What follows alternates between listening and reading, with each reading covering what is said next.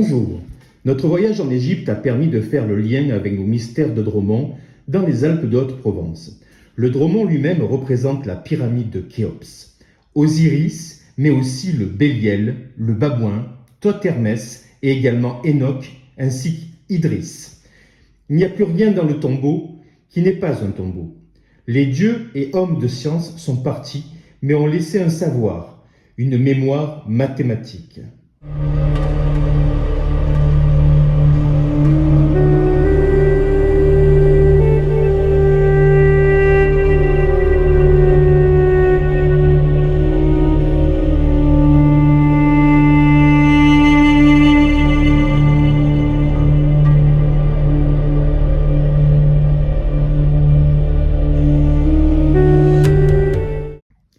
Comme au Dromon qui ne possède plus sa tour, Khéops ne possède plus son pyramidion.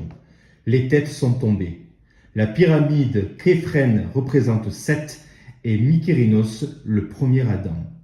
Contrairement au Dromon, il n'y a plus rien à sentir autour des pyramides. Les énergies ont été bouchées, voire détournées, vers des élites. La centrale cosmotellurique ne fonctionne plus ou très peu. Le Dromon est dit le sabot correspond au Sphinx. Là aussi, visite expédiée, pas d'accès au tunnel. Le Dromos qui relie à Khéops.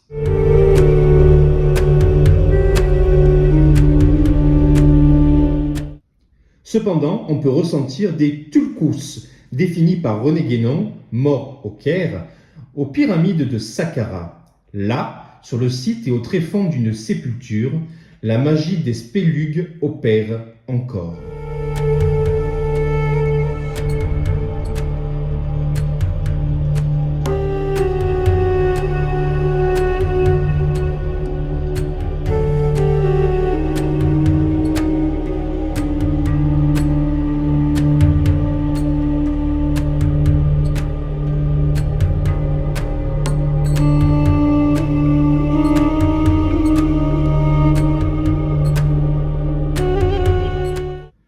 Le musée à ciel ouvert de Ramsès offre également des bonnes connexions.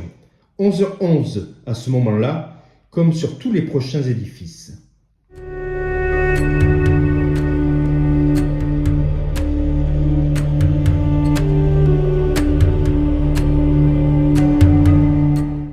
Par la suite, visite de l'église copte où a séjourné la Sainte Famille lors de sa fuite en Égypte, ainsi que l'église suspendue, avec un rapport certain à Saint-Georges et le dragon, ainsi que des inscriptions runiques très surprenantes.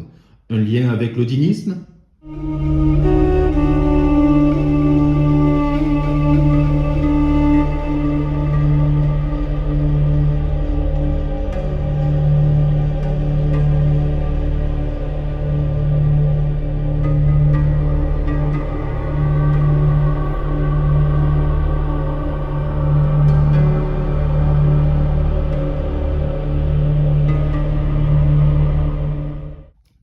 Le Caire, la motte du Caire, faucon du Caire, on trouve ces noms dans la vallée derrière le Dromon. Parfaitement alignés, comme les pyramides, mais beaucoup plus paisibles que la capitale de l'Égypte. Est-ce voulu ? Est-ce que l'information et la géométrie sacrée des lieux s'effacent au profit d'un tourisme de masse et d'un mercantilisme empreint de niaiserie que les guides apprennent par cœur pour le bonheur de voyageurs avides de selfies grotesques, mais vides de vrai savoir ? Notre périple, après une nuit de train, se poursuit à Aswan, plus exactement sur l'île de Philae où se trouve le temple d'Isis et d'Hathor. Au Dromon, nous avons la montagne de Garche où l'on aperçoit la tête d'Isis. On appelle également ce lieu le fauteuil d'Isis ou rocher de 15 heures. Le vrai fauteuil se trouve derrière le Dromon, cheminée cosmotellurique descendante, nommée également fauteuil de l'empereur. Philae est un endroit magique avec de vraies présences. L'église orthodoxe, l'ordre des Templiers, y est également représenté.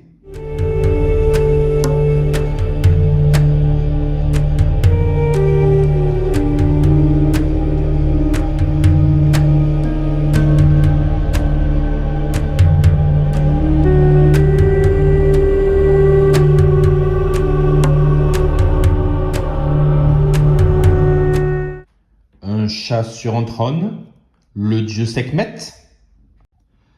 Enfin, la déesse présentant la croix de vie, l'anque au pharaon, par la bouche, par le verbe, par le son, par la vibration, hiéroglyphe hautement initiatique. Le lendemain, départ à 4 heures du matin pour Abu Simbel, afin de se rendre au bout de 3 heures de route au temple de Ramsès II et celui d'Hathor et Néfertari. À mon tour de glisser une prière à l'oreille de Ramsès. On observe des runes au-dessus de l'épaule de la statue, ou ne serait-ce que des marques pour reconstruire le temple qui se situait à l'origine sous les eaux du lac.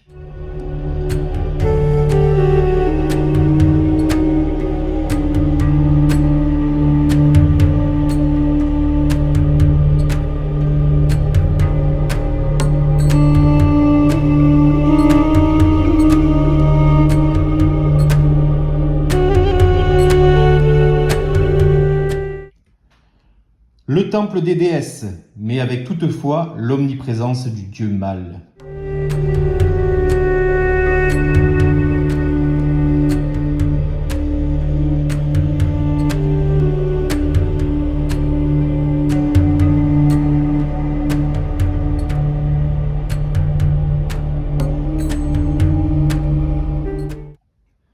En face du Dromon, une formation rocheuse nous fait penser à un immense crocodile. C'est Sobek, le dieu crocodile de l'initiation des hommes pour devenir pharaon. Après une nuit de croisière sur le Nil, nous nous arrêtons à Komombo pour rencontrer les dieux Sobek et Haouéris, nommé également Horus, dieu à tête d'épervier. Je me suis empressé de toucher le Béthil, ou autel des dieux, avant que le garde ne me voie. Le prétendant au trône devait descendre dans un puits en forme de clé et remonter par une autre voie sans se faire dévorer. Inutile de préciser que ce lieu est fortement empreint des mémoires divines. Ce lieu est terrible.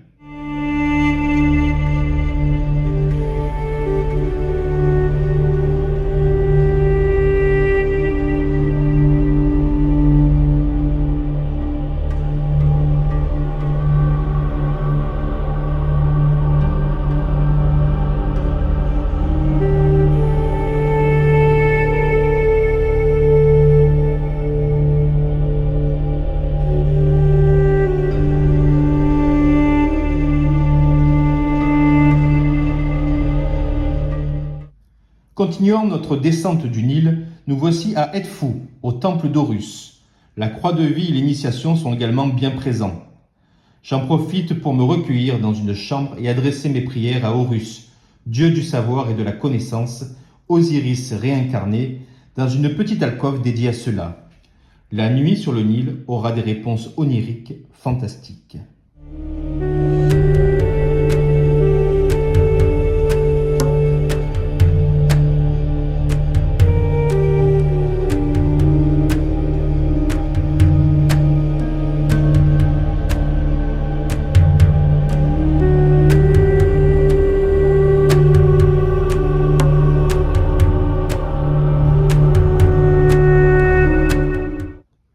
Le lendemain, nous sommes à Karnak, en face de Luxor, dans la vallée des rois. Les sépultures qui se trouvent à l'ouest du Nil ne sont pas ici des pyramides, mais des montagnes entières, des tumulus. La tombe de Ramsès IV, avec ses peintures hiéroglyphiques intactes, ses plafonds étoilés, la tombe de Toutankhamon qui a survécu au pillage, le mur des babouins, Osiris Thoth, le sépulcre de Pharaon et surtout Toutankhamon lui-même. Autant dire que la connexion avec la relique a été extraordinaire.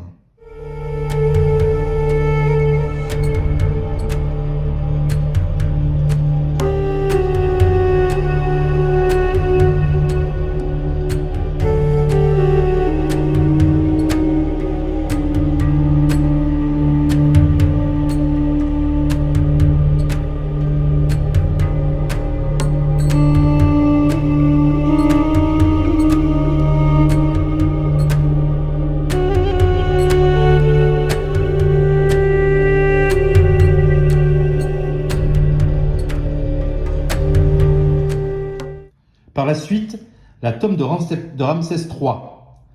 Présence d'Horus et d'Anubis, dieux funéraires, maîtres des nécropoles, protecteurs des embaumeurs.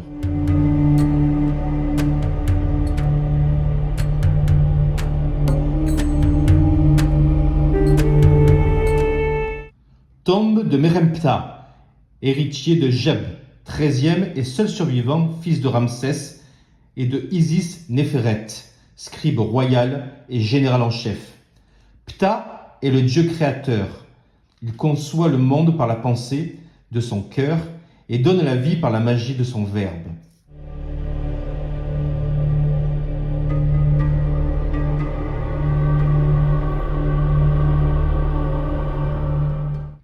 De l'autre côté de la vallée des rois, le temple d'Hatchepsout, le temple détruit entièrement par un pharaon misogyne, reconstruit presque à l'identique au XXe siècle. On pourra remarquer d'anciennes statues colossales taillées dans la montagne, une énergie qui descend sur le temple, spécialement au temple des colonnes situées juste en dessous des roches s'élevant vers les cieux.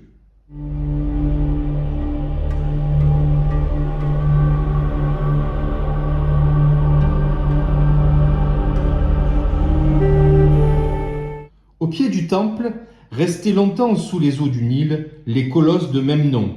La légende raconte que ces bétiles statuaires se lèveraient et se mouvraient lors des équinoxes pour proférer des oracles.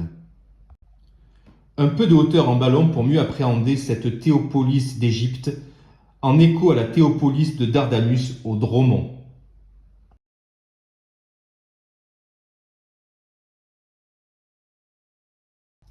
Avant-dernière étape avec le retour au Caire, le temple de Karnak, l'allée des 40 sphinx Dromos, reliant le temple à un autre édifice sacré ou un embarcadère.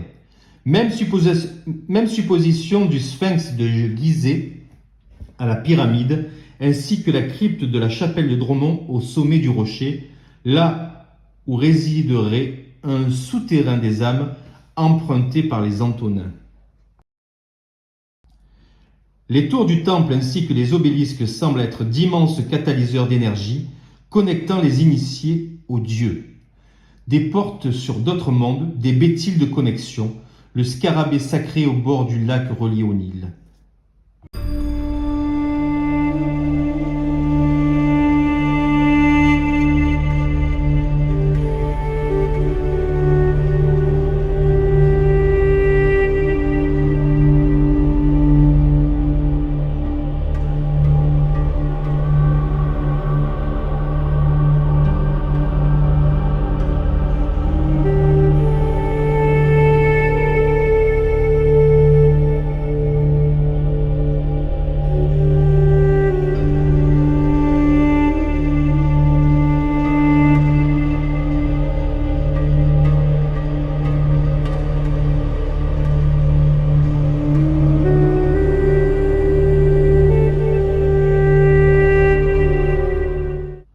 Pour terminer, le temple d'Amon à Luxor. Les statues et obélisques gigantesques dédiés aux dieux ne laissent pas indifférents. La magie est ici également bien présente.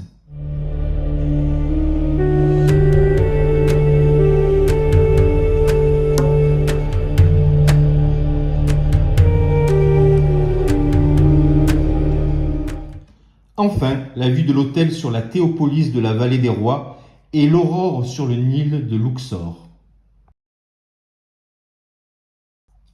Fin du séjour en Égypte, petit passage à Istanbul avec sa mosquée bleue, ses obélisques. Sur une place, une flèche de pierre me permet de faire le lien avec l'arbre sec du défilé de pierres écrites avant le Dromon. À côté, l'arbre de vie, ce qui permettra un lien avec l'arbre de l'Éden primordial qui aurait été situé en Corse. À très vite pour un retour sur l'île de Beauté et sa majestueuse sœur, la Sardaigne.